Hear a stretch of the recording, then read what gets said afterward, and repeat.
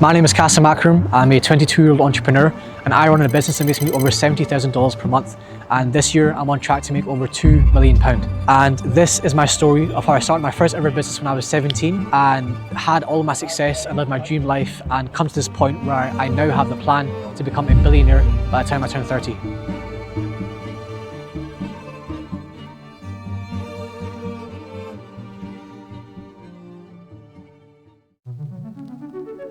I grew up in a city called Glasgow in Scotland, and this is my high school. So I came here to my high school for the entire time, from the age of like 11 to 17 before I actually left. And my childhood, I would say the majority of the time was lonely. Study-wise, I did study. I always knew that I had to do well. My parents pushed me. They allowed me to come to this is a private school, so they actually allowed me to come to a private school. I realised that my childhood wasn't the same as most other kids. I somewhat knew my parents were struggling financially. We had to move houses a couple of times, moved areas, lost a couple of friends that I was friends with from very young childhood. I knew that I wasn't getting money the same way, pocket money the same way that maybe other kids were. I really wanted to make money. I was asking my dad, can I do paper runs? Can I find a way to be a coach at tennis? I played tennis as a kid. And I settled on what I was going to do was sell sweets in school. So on Sundays at 5 a.m, me and my dad would go to a market in Glasgow. I'd buy loads of sweets, chocolates, canned drinks. I'd bring them in my gym bag to school at break times every single day. Everybody would end up coming to know that at break times you go to this certain class where Cassim would be, and you can buy Iron Brew and different cans and different chocolates that I would have. And then like total revenue that I probably made before that got shut down was around like maybe £600. And I remember this is like the time where like bullying for me was at its peak. It was more of a case of like, I thought everybody would like, at least somewhat support me that I was trying to make money. But no one was. Everyone used it as a way to take the piss out of me and to laugh at me and to steal my bag at lunchtime and to run around with it and then steal all my sweets, and everyone would make fun of me like that. And it was character developing for sure. But that was what kind of led me on to thinking about money in a bigger way. When it comes to actually making real money, it was at a time when I was around 17. So when I turned 17, it was a time in the school where it was around the second last exams. It's called Hires in Scotland. And at this time, you're being told, what do you want to do? What's the path you want to take? What do you want to do in university? What do you want to do after university as a career? And I was always thinking computing science, but not for the sake of that I wanted to, actually do computing. I hated it, never enjoyed computing as a subject. But I knew that when it comes to making money and taking care of my parents, computing was the only field that I could see as a job that I could get into.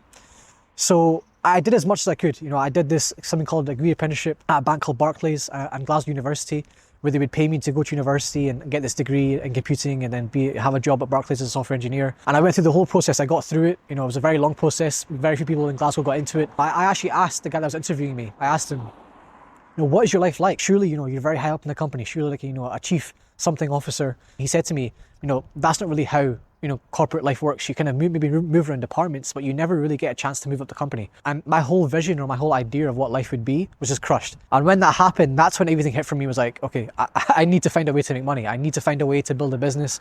And at this time as well, it really hit for me. I think it was to do with my parents really telling me for once that they weren't really doing well financially. After realizing all this is what really drove me to feel like, okay, I need to start a real business when I was 17.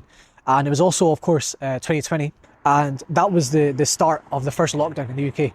And when that lockdown came, of course, most before that I was in this school every single day, and that was my life. But then it started to become like, okay, you're maybe not in school. I was spending most of my time at home. So when I turned 17, it was 2020, I spent every single day, like as soon as I came back from school, and also when it was summer holidays when I had no school, every single day I would search up, how can I make money online? How can I start a business online? How can I get rich online? How can I make money in general? And I watched every single video that exists on YouTube, all these gurus you probably are used to watching. Every business model you could probably watch, drop shipping, Amazon FBA, trading, Forex, all these different business models. And nothing ever really aligned with me that much. But I kept, every single day, I was so determined. Honestly, I had no option in my mind of going to university, even though I didn't tell my parents that. In my mind, I was like, okay, university's off the table. I need to find a way to make money.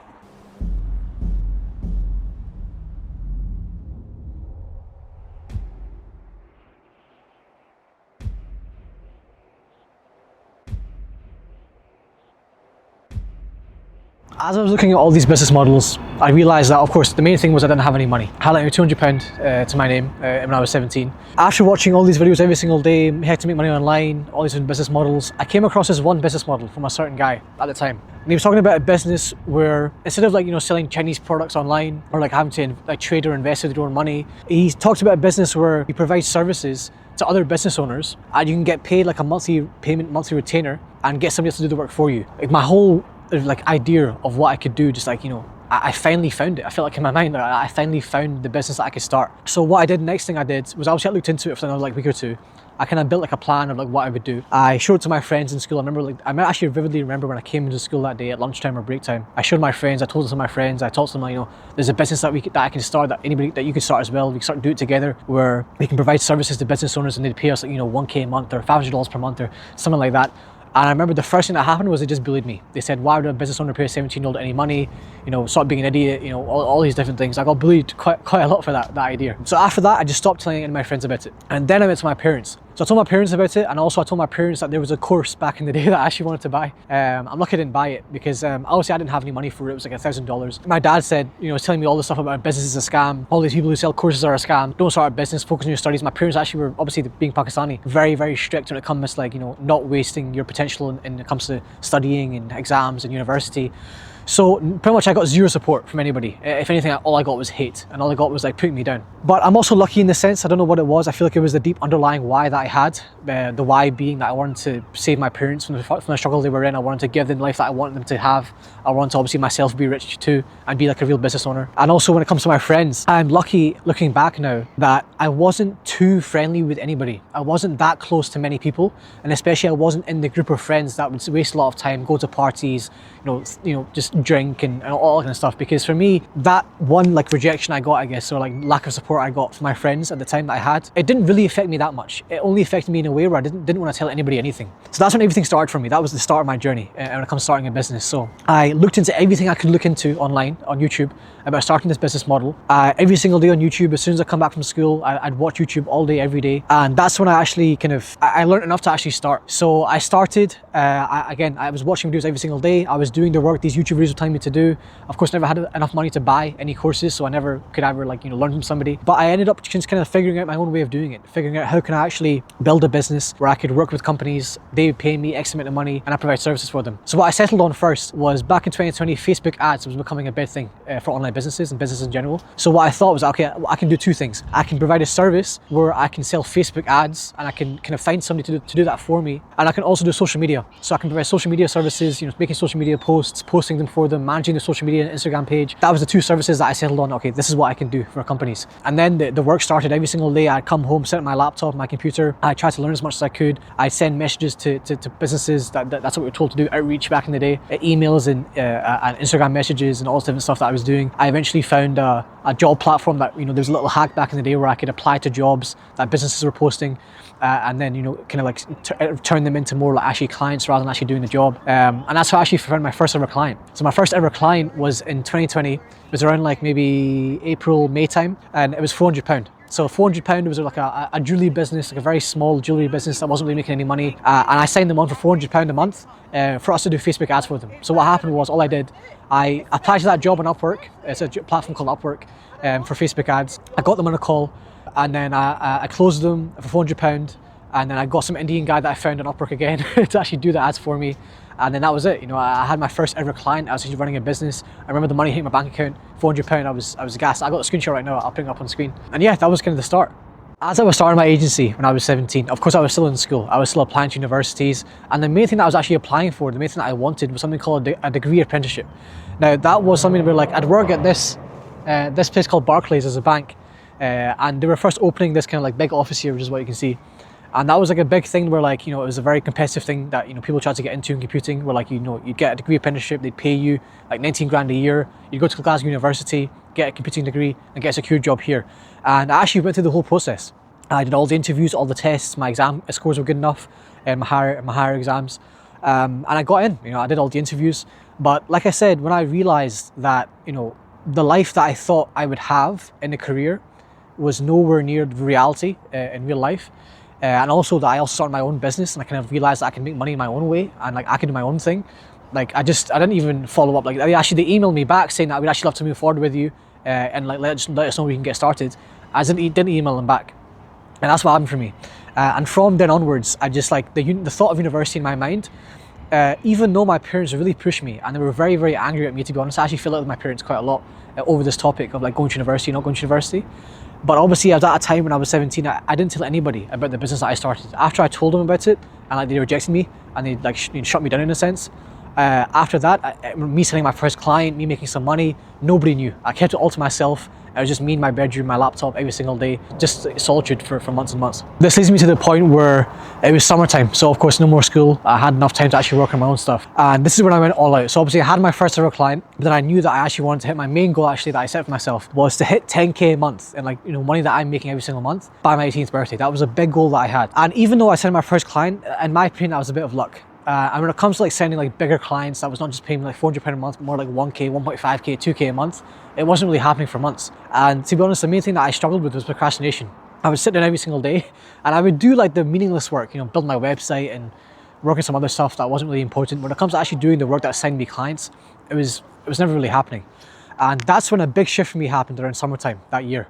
And it was when I was talking to somebody online and they told me, I was telling them about how I was procrastinating and how like I thought my performance and the way my habits weren't good and that's why I wasn't making more money and selling more clients. But the truth was, the importance that I put in my mind around hitting 10K a month on my birthday, that then created a fear in my mind.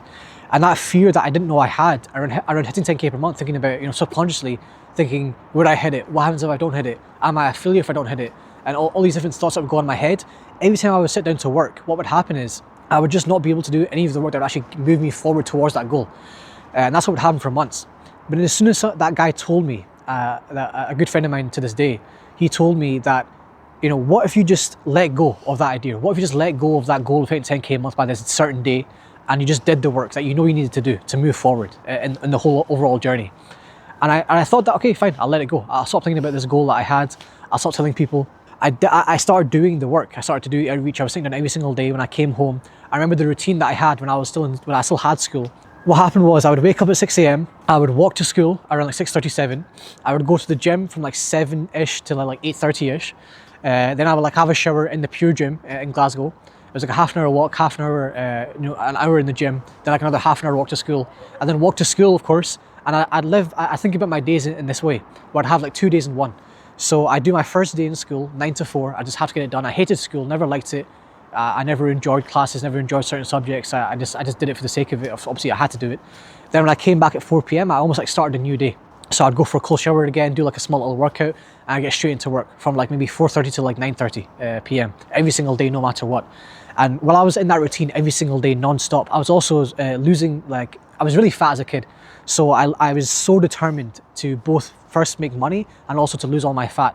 And I'll show you kind of the journey that I went through, the transformation that I had. But it was 6 months of every single day going to the gym, like doing like 90 minutes of cardio every single day, working for 4 or 5 hours a day after school, doing school, of course. I had exams too. And I did that for solid maybe like 4 to 5, maybe 6 months. And that, while I had the right mindset too, that is what got me to eventually my first ever 10K month. And when I made 10K in 1 month, it wasn't like I really like planned to get there, to be honest. It really just happened. And that was the beauty of me letting go of that big goal that I had to hit 10K a month on my 18th birthday. And it happened in around September, end of September in 2020. And obviously my birthday, when I turned 18, would be in December, like a few months later. So I actually hit my goal like 3 or 4 months before my main like initial goal that I had for my birthday. At this time, I was making good money. Again, nobody knew. I didn't tell anybody this time. I had a couple of guys in an online community on Facebook that I was talking to. Apart from that, in real life, I told no one. None of my friends knew, my parents didn't know. It was all just me and these guys that I met online on Facebook groups, and I had some calls with here and there on Zoom. Around this time, I had one main guy that I was friends with, who was a guy that was doing quite well for himself. He was like maybe in his mid-20s, early 20s, and he was making like 40, 50K per month from his own agency. And he just moved to Dubai at this time, and around October, November that time. And I remember asking him when I had like maybe 20 to 30K saved up from my 10K months, couple months of that. I asked him, bro, what should I be investing in? Like I have a bit of money now, like maybe crypto, maybe, Forex or trading. What should I be doing? And he said to me, bro, why don't you just invest in yourself and come to Dubai? Because I'm here now. And I was like, you know what? Like, that sounds pretty good. That sounds pretty sick. So I was seeing his stories, I was seeing his life, and I was like, that sounds pretty cool. So what happened was, obviously nobody knew what I was doing in terms of my parents or anything. So I had to say to them, I was around like obviously 1 month before turning 18. So I said to him, when I turn 18, I'll come out. And what happened was, I argued with my parents maybe like 3 to 4 weeks. It was really bad. But I argued with them for like 3 to 4 weeks, shouted every single day, about me going to Dubai by myself and being able to go out there. Eventually, after a lot of argument, I did eventually settle with them on going for a week, and I brought my sister out with me too. So I went there for a week, brought my sister with me, and I remember when I first ever went there, obviously the flight going there, I had no idea what to expect. I didn't know what was going to happen. I obviously knew my friend was there. I asked him to find me a good apartment. I had no idea anything other than that, what was going to happen or what I was going to do or who I was going to see or even what Dubai was like. I never went on a holiday to a place like Dubai when I was a kid. Yeah, I remember vividly like going there. I was landing like at night time, like 2, 3 a.m. Taxi to the building, and the building that I was staying in was in downtown Dubai, and it was just crazy, like 4 massive towers with purple lights going up it, and it just looked like a crazy building. I remember getting inside. I went to the elevator and I looked at the WhatsApp group chat with the person that I booked the apartment with, and to find out which room number it was, so I could see what floor to click on the elevator, and it was like 6076, and I was like 6706, and I was thinking 67, like what does that mean? I didn't actually know that I'd been on the 67th floor. I remember going to that floor. I got there. I obviously opened the elevator. I went to my room, opened the door of the room. And I went to the terrace. I saw this like a terrace. So I opened the door, went out to the terrace, and like what I was seeing was just like the whole downtown Dubai skyline. I was seeing the Burj Khalifa, all these crazy buildings. It was like Dubai. Obviously, the lights on all the buildings were on. I'd never seen something like this in my life. I was completely shocked. And like also as well, after a couple hours of like just being by myself, it's like 4 a.m. or something. My friend came back from wherever he was, the one that I went to go out to there to see. First met him. That was obviously a really cool experience. First meeting a guy that I met online. For the first time. That's my first ever friend. He's known me since the start of my journey when I was pessimistic and when I was 17, thinking about quitting when I was really procrastinating. So he's seen me since then. So seeing him for the first time was really cool. And then from there, that my life in Dubai was like a dream. I couldn't have even imagined that I was going to live that life. And obviously, I was still in school. So I was lucky because it was lockdown, but it was still school. School was still on when I went to Dubai for the first time. There were still online classes that I never really attended. My school didn't really know that I was in Dubai. And obviously I was meant to go there for a week, but I stayed there for like maybe 4-ish months, 3.5, 4 months, from like December all the way till around April time. I remember in the first couple of weeks I was driving Lambos, Ferraris. I rented my own like Corvette at that time. I rented that for like 2-3 weeks. I was driving supercars when I never even driven a car before really. I learned to drive properly when I was in Dubai in these supercars. And the guys that I was meeting, I was obviously luckily for my friend, he had a lot of good friends there, so he introduced me to his friends. I was going to parties with like, multi-millionaires. My first ever time actually really being in a social environment around people. Because obviously before that, during school, I never really had friends that I would go out with. I was meeting multi-millionaires, these, older kind of billionaires as well. A few friends I have to this day who are billionaires, and their families are massive families, and also like sons of kings in Arab countries. All these crazy people that I was meeting, massive influencers from the UK as well that would live there too. I became friends with all these guys. They would all find me really impressive and respect me for the fact that I built a business and was making like 10, 15K a month by the time I turned 18. And that whole experience was just crazy. I pretty much just lived my dream life for about 4 months. But obviously reality hit and I had to come back for exams. So I came back to Scotland for my higher exams. But I remember vividly as well, obviously these exams are very important, like A-levels in England. And these are like the exams that determine whether you get to university or not. And I remember vividly like doing these exams, I didn't care at all about them. I didn't care what result I got. Obviously, I did put the work in to like do well with them, so I think I got A's and B's. But I remember vividly as well with the maths exam. That was obviously one of the main subjects. And obviously, a lot of the Asian kids, they want to go to medicine and get into like engineering, whatever it may be. So they need a very good maths score. They need an A. And I remember I didn't do well in that maths exam. I can't lie to you. I got like a B or a C. And I remember coming out of that. I didn't care. I didn't care at all. I was like, oh, let me just get out of here. But I remember seeing like the other guys that I knew, somewhat girls as well, that were just crying. They were bawling their eyes out because they knew they messed up these exams. And I remember that for me, that feeling that I had standing there thinking, I'm so grateful that I don't care at all about these exams, or nor do I care at all about university. This for me at this point, like my mind was just, university was not going to happen. But yeah, that feeling of knowing that these guys who I thought were the smartest ones in school, who were the ones I somewhat looked up to in school, were now like almost crying and like almost really sad that they didn't do well in the maths exam. I was so grateful at that point. Now this went on for me after school kind of finished in that year. I wasn't finished with school, but the second last year of high school I finished. Then I went to London for the first time. So I had a couple of friends again that I met online. I went to go live with them in London and see them for the first time. And what I really wanted to do while I was in London, I got this massive penthouse. I paid like 4.5k a month in GBP for that penthouse in Canary Wharf in London. I like went all out. And what happened was, I remember going there with the kind of mindset of like, I kind of want to see how university life would be. I had a couple of friends that went to like LSE, Greenwich University, and these universities in London. And I kind of want to like live with them a little bit, like see how their life is in university. And I remember like what really made me know for a fact that I'm never going to university was that I know, obviously my parents, even other friends, my parents tried to tell me to think about university, going there. Even though they knew I was making money, they still wanted me to go to university. And this was like, again, a massive fight that I had with them over months. And they really almost hated me for months. It was really not a good time with my parents in terms of our relationship. And I remember it came to a point where I just realized if I went to university, the work ethic, the dedication, the discipline that I built up, building my business when I was 17, would all go down the drain. It would all go down the toilet. And I realized this because I saw that the way that these uni guys would live their life, partying all the time, in their obviously accommodations, and overall what they're doing in life is just nothing while they're in uni. And when I saw that for the first time, and I really experienced it, and I was obviously around them, living with them in a sense, and going to their parties in a sense, I just knew if I went to university, no matter what university it was, I would ruin my life. I didn't want to go to university for myself, so that was off the table, but for my parents, they hated me so much for the idea of not going to university, and my mum was so upset. And I remember, because of that, I was still thinking about maybe I should just go and just see how it goes and just do what I can, do the best I can. But I remember a friend told me, a very good friend, he told me, do you actually want to serve your parents long term, or do you just want to please them? And when he told me that question, and asked me that question, I thought about that for a solid few weeks. And I realized that's like what I'm doing right now, building this business, living my own life, forging my own path, not living the life or going down the path that has been prescribed to me by my parents or by society or by school. This is me serving my parents. I knew that I'd be able to take care of my parents this way, and I would not be able to do that by going to university. And I didn't blame them for that. I didn't blame them for hating me for not going to university, because I knew that their whole perception on being a successful parent and there being their kid being successful in life and being comfortable in life and being safe in life was going to university and getting a job. But I knew for me that was never going to happen. So luckily enough, I kind of had the courage to, even though my parents hated me, I talked to them properly. I sat down with them, I showed them money I was making. Obviously they'd seen me go to Dubai, I brought them out to Dubai with me. And at this time as well, I also kind of retired my parents. So my parents never needed to work ever again. Obviously my parents didn't really have much of a job anyway, but they didn't need to worry about money too much ever again.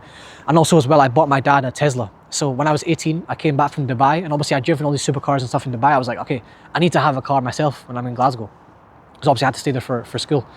So I thought to myself, what car can I get that I would enjoy driving, but obviously it's mainly from my dad? And I came up with the idea. I went to the Tesla website. I remember looking at the Tesla website. I was like, okay, how much is a Tesla Model 3, the performance model of Model 3? I looked it up. I found that it wasn't that expensive, to be honest, compared to the money that I was making at the time. I also made some money in crypto too, so it was good times for me back in that day, 2021, sorry.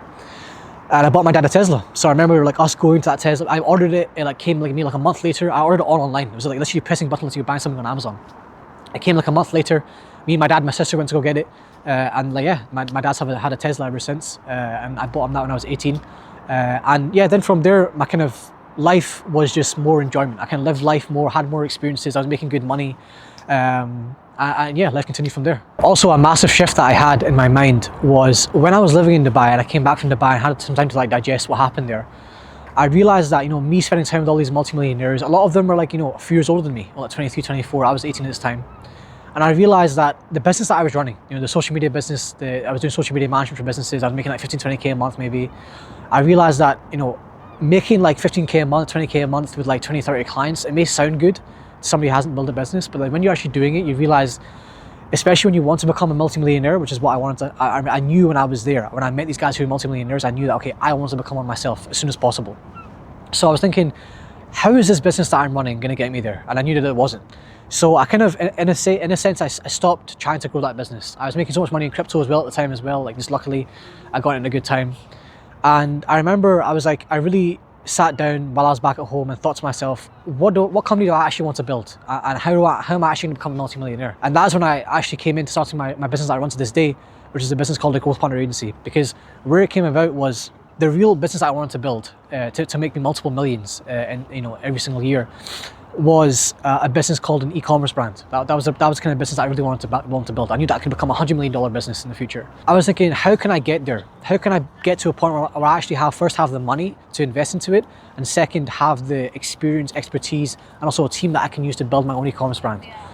So I built a business that could actually give me all those things, and that was my growth partner agency. So it's a business where I partner with e-commerce brands, the same type of company that I want to build myself in the future. And what would happen is, I would partner with them, they'd pay me a number like 5 to 10K per month as a retainer. They'd also give me a revenue share from the revenue that I would generate for them, and I'd help them grow social media. So what I do for them is I help them grow through, like, for example, working with influencers as affiliates for their brand. I'd produce the videos for them for their ads, I'd run their ads. It's pretty much everything that a brand would need to grow through social media.